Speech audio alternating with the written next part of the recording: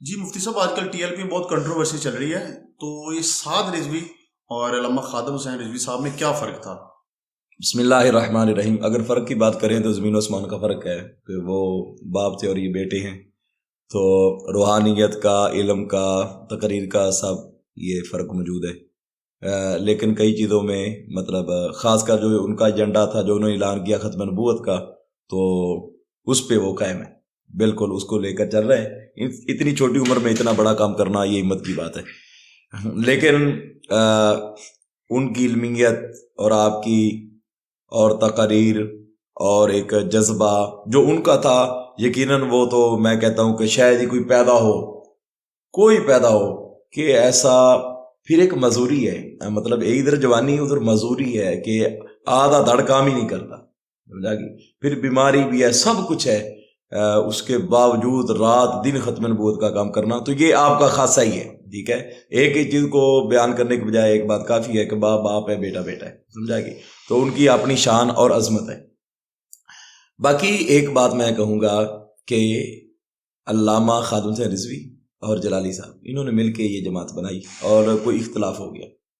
جب آپ کا وصال ہوا، سعد حسین رضوی صاحب کو چاہیے تھا یہاں پہ ایک رول پلے کرتے، وہ کون سا تھا؟ جو حضرت امام حسن نے کیا تھا۔ حضرت امام حسن حضرت علی المرتضیٰ کے بیٹے ہیں۔ حضرت علی المرتضیٰ اور حضرت امیر معاویہ کے درمیان جنگ ہوئی، ایک وہ شرعی مسئلہ تھا، اس بنا پہ اب اتنی بڑی جنگ ہونے کے بعد جب حضرت علی المرتضیٰ شہید ہوئے تو خلافت آئی حضرت امام حسن کے پاس، تو حضرت امام حسن نے خلافت دے کر حضرت امیر معاویہ کے ساتھ سلوک کی۔ تو آپ دیکھیں ادھر خون کی ندیاں بہہ گئی، آل نبی نے پیغام کیا دیا کہ خون کی ندیوں میں بہہ جائیں تو پھر بھی سلو تو ہو سکتی ہے، ٹھیک ہے؟ اور حضور کا اس کا پیغام پہلے دے چکے تھے کہ یہ میرا بیٹا سردار ہے، یہ سلو کرے گا، کروائے گا دو گروہوں کے درمیان جب خون کی ندیاں بہہ چکی ہوں گی۔ تو جب بابا جی اور جلالی صاحب کے درمیان میں تو کوئی خون کی ندی نہیں بیٹھی۔ اب چاہیے یہ تھا کہ جب جنازہ تیار تھا تو وہی اپنی دستار اتارتے جلالی صاحب کے سر پہ رکھ دیتے کہ میں حضرت امام حسن کی سنت کو ادا کرتا ہوں۔ یہ سب سے بڑی غلطی تھی۔ بات یہ ہے کہ یہ شخصیت پرستی نہیں ہے۔ کیا مطلب کہ آپ جو رضوی صاحب کی طرف آ جائے تو جلالی صاحب کے پاس نہ جائے، جلالی سے یہ کیا ہے؟ یہ پہلے تو لوگوں نے مولویوں کو مذاق ڈرامہ بنایا ہوا ہے۔ یہ سیاست ایسی چیز ہے جب تک آپ ساروں کو لے کر نہیں چلو گے تو یہ کامیابی ہو ہی نہیں سکتی۔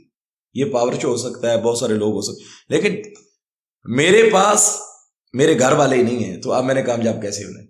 تو سب سے پہلے ان کو اکٹھا کرنا ہوگا۔ جس نے کہا یا رسول اللہ وہ ہمارے سر کا تاج ہے، تو سب کو پہلے اکٹھا کریں۔ سیاست کا پہلا اصول یہ ہے کہ آپ دیکھیں کہ لوگوں کو پاس کیسے لانا ہے، تو لہذا یہ دونوں ہستیاں ملیں، مل کے کام کریں اور پھر سب کو ساتھ ملائیں۔ جس نے جو بھی اہل سنت ہیں، اتنے بڑے بڑے مدارس ہیں، اتنی بڑی خانقاہ ہیں، تو وہ گالی نکالنے سے قریب نہیں آئیں گے، وہ پیار کے ساتھ آئیں گے، پیار کے ساتھ ان کو اپنے ساتھ لائیں۔ تو آپ عقیدے پہ پختگی کس کی دیکھتے ہیں؟